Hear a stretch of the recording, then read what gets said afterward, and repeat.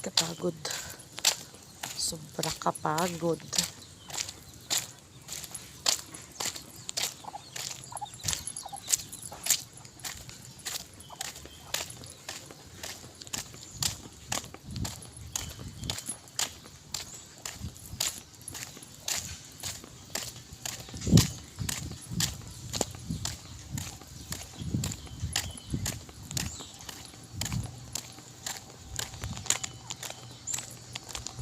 Sobra kainit, sobra kapagod. Buti na lang maganda ako, di ba? Okay lang kahit mainit. Kapagod po. Yun.